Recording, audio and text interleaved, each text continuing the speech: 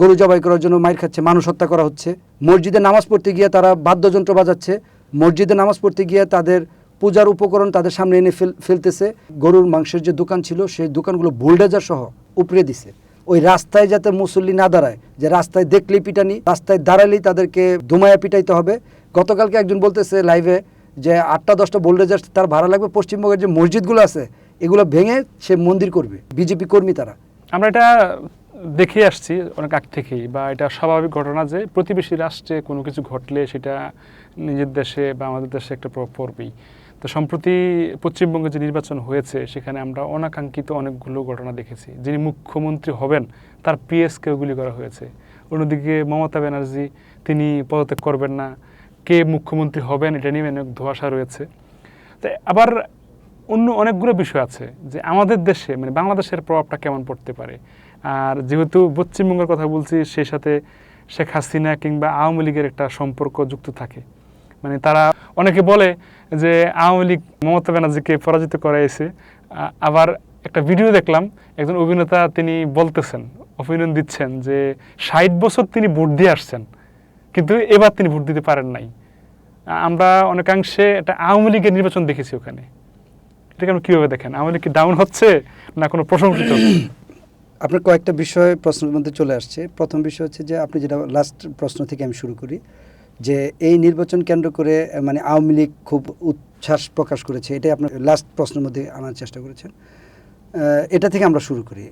আসলে এই পশ্চিমবঙ্গের নির্বাচন যে আওয়ামী লীগ উচ্ছ্বাসিত হয়েছে, এটা আমরা ফেসবুকের যারা আমরা জানি যে আমাদের সাথে আওয়ামী লীগ, বিএনপি, জামাত বিভিন্ন আমরা ফ্রেন্ড অ্যাড করে রাখি এই জন্যই যে বিভিন্ন তথ্য উপাত্ত বা পালস বোঝার জন্য।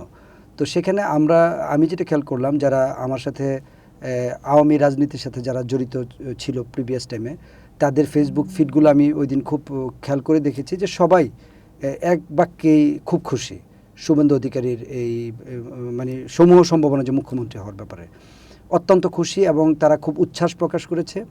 একটা আওয়ামী লীগের লিডার যে আমার ফ্রেন্ড ইয়ের মধ্যে আছে, সে একটা স্ট্যাটাস দিয়েছে। স্ট্যাটাসটা এরকম যে মমতা ব্যানার্জি তুমি শেখ হাসিনা যখন আগস্ট মাসে বেকায়দায় পড়েছিল, জুলাই থেকে যখন বেকায়দায় পড়েছিল, মমতা ব্যানার্জির নেতৃত্বে বা সে তার মদদে কলকাতায় আপনার শেখ হাসিনার বিরুদ্ধে মিছিল হয়েছে এবং অবস্থান কর্মসূচি পালন করা হয়েছিল। এগুলো সবগুলোই মমতা ব্যানার্জি মদত দিয়েছিল। আজকে আল্লাহ এই মমতা ব্যানার্জিকে এই উপযুক্ত শাস্তি বা শিক্ষা দিয়ে দিছে। মানে সে বোঝাইতে চাইছে যে তুমি শেখ হাসিনার বিরুদ্ধে কঠোর অবস্থানের করছো, তুমি শেখ হাসিনার বিরুদ্ধে ইভেন জুলাই আগস্টে যে আন্দোলন বাংলাদেশে চলছিল, সে আন্দোলনের তুমি একটা মিটিং মিছিল তোমার এখানে তুমি তোমার মদত দিয়ে করাইছো, যাতে সেগুলো আরও বেশি স্ট্রং হয়, আরও বেশি আন্তর্জাতিকভাবে গ্রহণযোগ্য হয়। এই কাজটা মমতা ব্যানার্জি করেছিল, যার দরুন আজকে মমতা ব্যানার্জি এই যে সিচুয়েশন তৈরি হয়েছে বা বিপর্যয় হয়েছে, এতে তারা খুশি। এবং শুভেন্দু অধিকারী তো সরাসরি আওয়ামী লীগের পক্ষে কঠোর অবস্থান নিচ্ছে, আপনি জানেন। সেখানে সে বর্ডারে বেনাপোলে পেঁয়াজ আলু বন্ধ করে দিবে বলছিল, সে বাংলাদেশিদেরকে বেইমানের জাত বলছিল, সে বলছিল বাংলাদেশে এখনও বৈধ প্রধানমন্ত্রী শেখ হাসিনা এবং এখন যারা আছে সবাই অবৈধ। এই যে কথাগুলো, তার মানে আমার ধারণা যে বিজেপির প্রতি মানে আওয়ামী লীগের যারা ঘরানার লোক, তারা বিজেপিকে আসলে হৃদয় দিয়ে এই জয়টাকে অ্যাকসেপ্ট করেছে। এটা আমি ব্যক্তিগতভাবে ধারণা পোষণ করি। তবে এই জয়টা আওয়ামী লীগ এবং বিএনপি দুইজনের জন্যই একটা ভয়ঙ্কর ফাঁদ তৈরি করে ফেলছে। এটা আমার ব্যক্তিগত বিশ্লেষণ, আমি যতটুকু আমার জ্ঞান থেকে আমি উপলব্ধি করলাম। প্রথম বিষয় হচ্ছে সাম্প্রদায়িকতা হচ্ছে এক ধরনের সংক্রমণ। আজকে আপনার পশ্চিমবঙ্গে আপনি দেখবেন গত 2 দিন আমি তো সম্পূর্ণ আপনার আনন্দবাজার, এনডিটিভি, ওদের যত নিউজ লাইন ঘুরতেছি এবং ওদের যত আপনার নিউজ ফিডগুলো ফেসবুকে, সেগুলো আমি দেখার চেষ্টা করছি।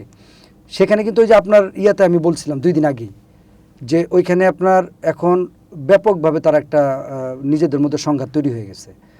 গতকালকের আগের দিন এসপ্লানেট একটা জায়গা আছে পশ্চিমবঙ্গে, সেই এসপ্লানেটে গরুর মাংসের যে দোকান ছিল সেই দোকানগুলো বুলডোজার সহ উপড়ে দিছে। এই যে বুলডোজার সংস্কৃতি কিন্তু অলরেডি কলকাতায় ঢুকে গেছে। এটা আমাদের ধারণা ছিল এটা ডক্টর ইউনূসের সময় একটা মবের চিত্র থেকে একটা বুলডোজারকে একটা চিত্রায়িত করার চেষ্টা করছিল অনেকে, যে বুলডোজার, কিন্তু এখন বুলডোজার কিন্তু এখন পশ্চিমবঙ্গের প্রত্যেক জায়গায় ঢুকে গেছে। গতকালকে একজন বলতেছে লাইভে যে 8টা-10টা বোল্ডেজার তার ভাড়া লাগবে, পশ্চিমবঙ্গের যে মসজিদগুলো আছে এগুলো ভেঙে সে মন্দির করবে। এটা ব্যক্তি বা কর্মী, বিজেপি কর্মী তাদের কথা কিন্তু বিচ্ছিন্ন আপনার কাছে মনে হলো, এগুলো কিন্তু আস্তে আস্তে আস্তে আস্তে সুসংহত হবে যদি তাদের বিজেপি এগুলোকে নিয়ন্ত্রণ না করে। সেখানে আপনার আজকে দেখলাম এই মসজিদের ভিতর নামাজ পড়তেছে, সেখানে তারা বাদ্যযন্ত্র বা পূজায় যে ইউজ করে বিভিন্ন বাদ্য গান টান সেগুলো তার পাশে বাজাচ্ছে। তারপরে হচ্ছে আপনার কলকাতার বিভিন্ন মসজিদে বাইরে নামাজ পড়তে না পারে। আপনার কলকাতার মসজিদগুলো তুলনামূলক একটু ছোট হয়, বাংলাদেশের মতো তো তাদের এত মুসল্লি না, যার কারণে মসজিদগুলো একটু ছোট হয়। জুম্মা হলে কি হয়, রাস্তা ভরে যায় মুসল্লিতে, ওই রাস্তায় যাতে মুসল্লি না দাঁড়ায় এই জন্য গতকালকে বিজেপির লাইভে অন্তত 200-300 কর্মী লাইভ করে বলছে যে রাস্তায় দেখলেই পিটানি, রাস্তায় দাঁড়ালেই তাদেরকে দোমায়া পিটাইতে হবে। তাদের উপর ব্যাপকভাবে তারা একটা প্রস্তুতি নিচ্ছে। এখন বিজেপি সরকারের একজন, গতকালকে আমি রাত্রে দেখলাম একজন লাইভ করে বলতেছে ফেসবুকে যে তোমরা কোনো মুসলমানের উপর যাতে না হয়, কোনো ধরনের অত্যাচার না করা হয়, কোনো ধর্মীয় উপাসনায় যাতে আঘাত করা না হয়, তৃণমূল কংগ্রেসের কোনো কার্যালয়ে যাতে আঘাত করা না হয়, এগুলোর ক্ষেত্রে সে করতেছে, তাদেরকে বলছে যে তোমরা এগুলো করবা না, যদি করো তাহলে আমরা আইনের আওতায় আনবো। এখন কতটুকু প্রয়োগ হয় আইন, এটা দেখার বিষয়। আমি কিছুক্ষণ আগে তাদের লাস্ট কেস স্টাডিটা দেখার চেষ্টা করেছি, সেখানে বেশ কিছু গ্রেপ্তার হয়েছে, বেশ কিছুকে আটক করেছে, বেশ কিছুকে পুলিশের পক্ষ থেকে দমন করা হয়েছে। কিন্তু যে জিনিসটা আমি আপনাকে বললাম যে এটা আওয়ামী লীগ আর বিএনপির জন্য কি একটা ভয়ঙ্কর ফাঁদ তৈরি হয়ে গেছে, এটা বোঝার জন্য আপনি নিজেই বুঝবেন। আগেই বলছি, তারা কিন্তু সরাসরি বলছে এটা হিন্দুত্ববাদের জয়, তার মানে এটা একটা সরাসরি সাম্প্রদায়িক ইস্যু, এবং সাম্প্রদায়িক ইস্যুগুলো কিন্তু আপনার প্রচুর সংক্রমণ হয়। আজকে যদি ভারতের এই সাম্প্রদায়িকতা আপনি দেখেন না, এটা সংক্রমিত হয়ে বাংলাদেশে চলে আসবে, গ্যারান্টি। এটা এরকম না যে 50-50, এটা 100 আসবেই।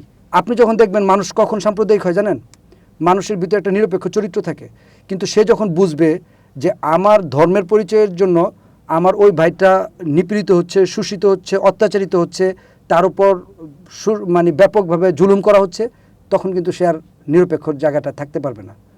যদি এই বাংলাদেশের মানুষ 18-20 কোটি মানুষ দেখে প্রতিদিন যে ওইখানে নামাজের জন্য মাইর খাচ্ছে, গরু জবাই করার জন্য মাইর খাচ্ছে, মানুষ হত্যা করা হচ্ছে, ওইখানে আপনার মসজিদে নামাজ পড়তে গিয়ে তারা বাদ্যযন্ত্র বাজাচ্ছে, মসজিদে নামাজ পড়তে গিয়ে তাদের পূজার উপকরণ তাদের সামনে এনে ফেলতেছে, মসজিদে নামাজ পড়তে গিয়ে তাকে বেধড়ক পিটানো হচ্ছে, তখন কিন্তু এই 18 কোটি মানুষের ভিতরে কী হবে জানেন, ক্ষোভ তৈরি হবে, সাম্প্রদায়িকতা তৈরি হবে যে না, ওরা যেহেতু হিন্দুত্ববাদকে জয় করছে, আমরা এবার ইসলামতন্ত্রকে জয় করব, ইসলামিজমকে আমরা উইন করব। এটা কিন্তু অটোমেটিক্যালি তাদের মনের ভিতর গেঁথে যাবে। তখন কি হবে, আওয়ামী লীগ এবং বিএনপি দুই পক্ষই কিন্তু এখানে আপনার অবশ্যই তাদের ভোট ব্যাংকের যে হিসাব নিকাশ পাল্টে যাবে। আপনার এখানে জামাত বা ধর্ম আশ্রয় যে রাজনীতি দলগুলো, বিশেষ করে জামাত, চরমোনাই বা অন্য যে দলগুলো আছে, আমি কোনো স্পেসিফিক দলের নাম বলতে চাচ্ছি না, তখন কিন্তু তাদের vote bank day by day কিন্তু ইনক্রিজ হবে। আর আপনি জানেন যে আওয়ামী লীগের পক্ষে বাংলাদেশে একটা ধারণা চালু আছে যে তাদের ভোট ব্যাংকটা, হিন্দু ধর্মাবলম্বীদের মূল ভোট ব্যাংকটা হচ্ছে আওয়ামী লীগের নিয়ন্ত্রণে, এবং আওয়ামী লীগ তাদের প্রতি ফ্যাসিনেশনটা বেশি। তো সেক্ষেত্রে কিন্তু এই জুলুম নির্যাতন যখন তারা দেখবে বাংলাদেশের মানুষ, তখন কিন্তু তারা এই আওয়ামী লীগের এখন যা টুকটাক কিছুটা হচ্ছে, এগুলো কিন্তু আরও ধসে যাবে। তখন তারা কঠোরভাবে ইসলাম ধর্মের আশ্রয়ী যে দলগুলো আছে সেগুলোর প্রতি তাদের সাপোর্ট, ভোট ব্যাংক এগুলো বাড়তে থাকবে। এটা অটোমেটিক একটা কথা। সাম্প্রদায়িকতা এবং সাম্প্রদায়িকতার যে বিষয়গুলো, এগুলো সব সময় সংক্রমিত হয়। এটা আপনার ওয়ার্ল্ড হিস্ট্রি খুলে দেখেন, যেখানে সাম্প্রদায়িকতা এক জায়গায় জেগে উঠেছে, তার পার্শ্ববর্তী পরিবেশ সাম্প্রদায়িক ধর্মের আশ্রয়ী যে ইস্যুগুলো থাকে এগুলো ছড়িয়ে যাবে। তাই আমি মনে করি এখানে আওয়ামী লীগের যে উচ্ছ্বাস, এটা আমার কাছে মনে হচ্ছে খুবই সাময়িক। তারা যখন দেখবে যে এই বিজেপির উত্থানের জন্য বাংলাদেশে ইসলাম ধর্মের রাজনীতির যে দলগুলো তাদের চরমভাবে উত্থান হচ্ছে, তখন তাদেরকে এটা আরও বড় একটা বেদনা দিবে যে আসলে আমরা তো একটা ভুল ক্যালকুলেশন করে ফেলেছি, এবং সেদিকে এগিয়ে যাচ্ছে। আপনার যেটা আবারও আপনার কথা রিপিট করি, এখন পশ্চিমবঙ্গের যে সিচুয়েশন, আমার যেহেতু অনেক লম্বা সময় এখানে থাকার একটা অভিজ্ঞতা আছে, আপনি জানেন, পড়াশোনা এবং অন্য এঙ্গেজমেন্টের কারণে আমি অনেক স্টেট ঘোরার সুযোগ হয়েছে ইন্ডিয়ার। তো সেখানে আমি দেখছি অন্য স্টেটে যাই থাকুক, পশ্চিমবঙ্গের যে আবহাওয়াটা ছিল, পরিবেশটা ছিল, এখানে সবাই অনেকটা বলা চলে যে ধর্মকে নিয়ে তারা খুব বেশি বাড়াবাড়ির জায়গায় ছিল না। এখানে আপনার গরুর মাংস কাটা হচ্ছে, এখানে শুকুরের মাংস কাটা হচ্ছে, এখানে কাসিমও বিক্রি করে, মাছও বিক্রি করে, যার যার ধর্ম সে খুব প্যারালালি এখানে পালন করতে পারছিল। মুসলমানরা মসজিদে নামাজ পড়তেছে, হিন্দুরা তাদের মন্দিরে পূজা করতেছে, সবাই যার যার মতো সহাবস্থান ছিল। তবে এখন আমার কাছে খুব আশঙ্কা মনে হচ্ছে এই সহাবস্থানটা যদি বিজেপি সরকার কেন্দ্রীয়ভাবে নিয়ন্ত্রণ না করে, লাগাম টেনে না ধরে, এটা খুব দ্রুত একটা সাম্প্রদায়িক দাঙ্গায় পরিণত হবে।